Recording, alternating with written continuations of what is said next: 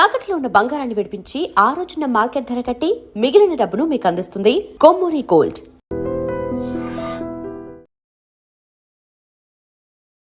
Welcome to IT news. This is Pavan. Breaking news చూస్తున్నారు. మోనాలిసా భర్త మీద అయితే కేసు నమోదవడం జరిగింది.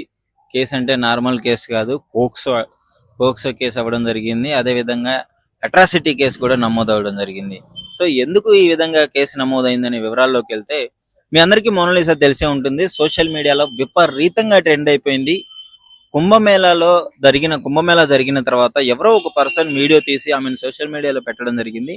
ఆ తర్వాత ఆమె ఉండే విధానం కావచ్చు, పూసలు అమ్ముకోవడం కావచ్చు, ఆ కళ్ళు అంతా పీపుల్ అంతా అట్రాక్ట్ అయిపోయి ఆమెను విపరీతంగా హైప్ ఇచ్చేసరికి ఆ టైంకి మోనాలిసా కుంభమేళా ఎంతమందికి తెలుసు అంతమందికి మోనాలిసా తెలుసు. అన్ని కోట్ల మంది విపరీతంగా ట్రెండ్ అవడంతో ఒక బాలీవుడ్ దర్శకుడు సైతం ఆమెను తీసుకొచ్చి ఒక సినిమా తీయాలి అనే విధంగా అంత ఫేమ్ వచ్చింది. ఎంతో మంది ఎన్నో కష్టాలు పడతారు మూవీ ఇండస్ట్రీకి రావడానికి, కానీ ఆమెకు మాత్రం చాలా ఈజీగా ఈ ఛాన్స్ దక్కింది. ఆ తర్వాత చాలా మలుపులు తీసుకుంది ఆమె జీవితంలో. బాలీవుడ్ లోకి వెళ్ళిన తర్వాత కూడా అక్కడ ఎన్నో ఇబ్బందులు ఫేస్ చేశానని చెప్పేసి రీసెంట్ గా ఆమె చెప్పడం జరిగింది. ఆ బాలీవుడ్ నుంచి సరైన రీతిలో అవకాశాలు రాలేదు. ఆమెకు వచ్చిన ఫేమ్ కి అక్కడ జరిగిన విషయాలకి చాలా తేడా ఉంది. తర్వాత తెలుగులో కూడా ఆమె చాలా సినిమాలు కూడా ఒక సినిమా కూడా సైన్ చేయడం జరిగింది హీరోయిన్ గా. సో ఇవన్నీ జరుగుతున్న క్రమంలో ఆమె లైఫ్ చాలా సాఫీగా వెళ్ళిపోతుంది. సో మంచి ఫేమస్ అయిపోయింది, మంచి ఫ్యూచర్ ఉంది అనుకున్న టైంలో చాలా ట్రోలింగ్స్ కూడా వచ్చాయి ఆమె మీద.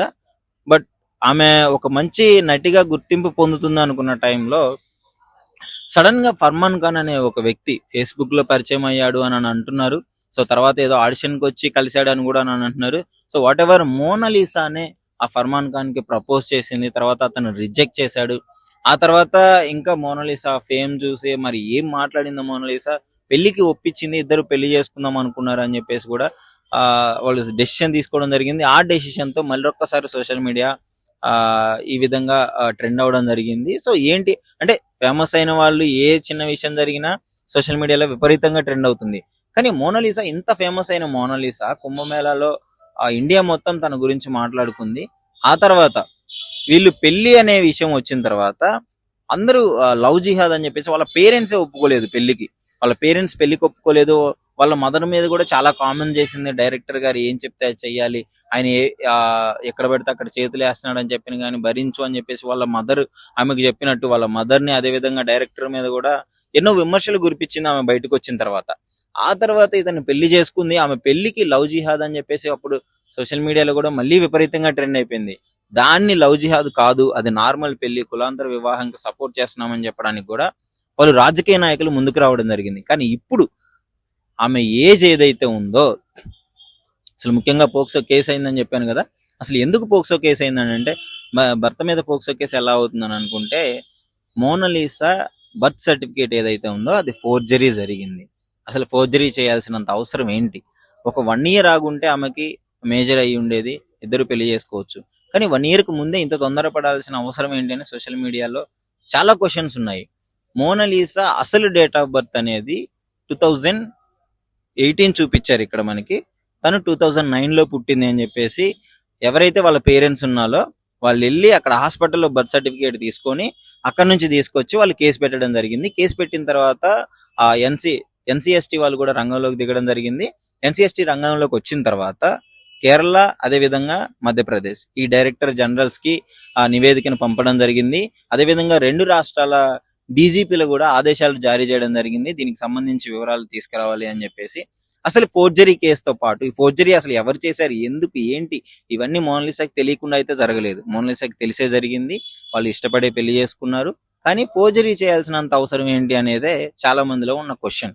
పైగా అతను ముస్లిం అవడంతో లవ్ జిహాద్ అని చెప్పేసి ఎన్నో కారణాలు చేశారు. వాళ్ళ మదర్ అయితే లవ్ జిహాద్ అని చెప్పేసి ఫస్ట్ నుంచి చెప్పుకొని వచ్చింది.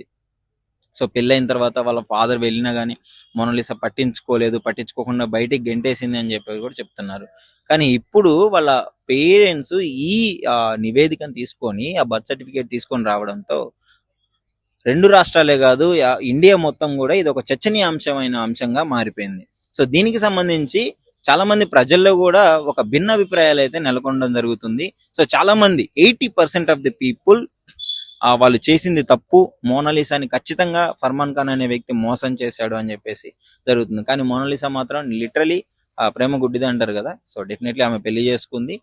పెళ్లి చేసుకున్న తర్వాత కూడా ఇష్టపూర్వకంగానే ఇద్దరు చేసుకున్నారు, ఇప్పటికీ ఇష్టపూర్వకంగానే ఉన్నారు.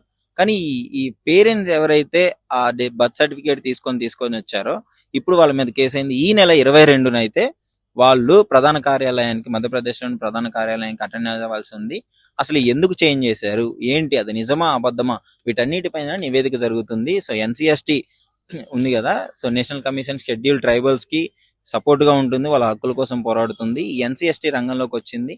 ఇప్పుడు ఇది నేషనల్ న్యూస్ అయిపోయింది. దీనికి సంబంధించి మీరేమనుకుంటున్నారు? మీ అభిప్రాయాన్ని డెఫినెట్లీ కామెంట్ రూపంలో తెలియజేయండి.